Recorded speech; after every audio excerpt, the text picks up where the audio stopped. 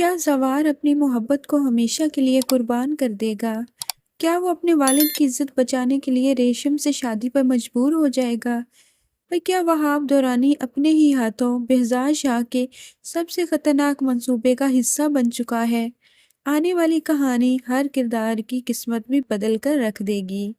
پارس کو محفوظ رکھنے کے لیے بہزاد صاحب نے جو منصوبہ بنایا تھا وہ آہستہ آہستہ کامیابی کی طرف جا رہا ہے، لیکن اس کے ساتھ ساتھ انہیں ایک بات مسلسل بے چین کیے ہوئے ہے کہ انہوں نے اپنے پرانے دوست اعجاز بخت کے بیٹے کو بھی اس خطرناک منصوبے کا حصہ بنا لیا ہے، حالانکہ وہ کبھی نہیں چاہتے تھے کہ ان کی دشمنی کی قیمت کسی اور خاندان کو چکانی پڑے۔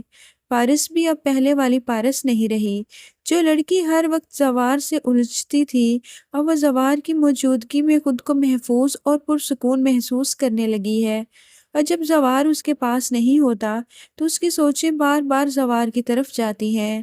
اب شاید پارس کو بھی یہ احساس ہونے لگا ہے کہ اب اس کے دل میں زوار کے لیے صرف عزت نہیں بلکہ محبت نے بھی جگہ بنا لی ہے۔ ریشم سے شادی سے انکار کی وجہ پارس ہی ہے، لیکن زوار اپنی مجبوری کا بہانہ بنا دیتا ہے۔ ندیم کی موت پر وہاب درانی اپنی جیت سمجھ رہا ہے کہ اس نے اپنی محبت کا بدلہ لے لیا، لیکن اصل میں یہ بہزاد شاہ کے منصوبے کا حصہ تھا۔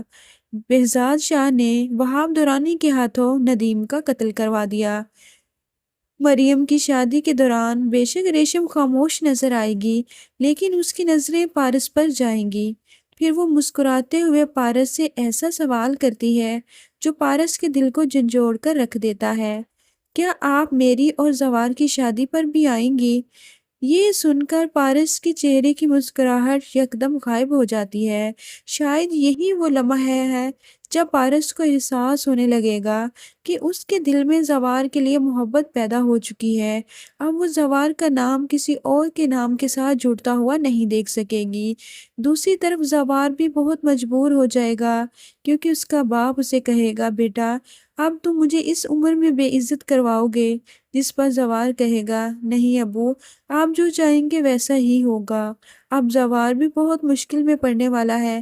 اپنی محبت کو چھوڑ کر ریشم سے شادی کرنا اس کا سب سے مشکل ترین فیصلہ ہوگا، اور دوسری طرف یہ راز بھی کھل چکا ہے کہ بہزاد شاہ اور اعجاز بخت دونوں دوست تھے، اور اعجاز بخت ہمیشہ یہ چاہتے تھے کہ بہزاد شاہ پیسے اور دولت کے پیچھے نہ بھاگیں، اور آج دیکھیں بہزاد شاہ کے پاس بے تحاشا پیسہ اور دولت ہے، لیکن سکون اور فیملی نہیں ہے، جبکہ اعجاز شاہ کے پاس فیملی اور سکون ہے۔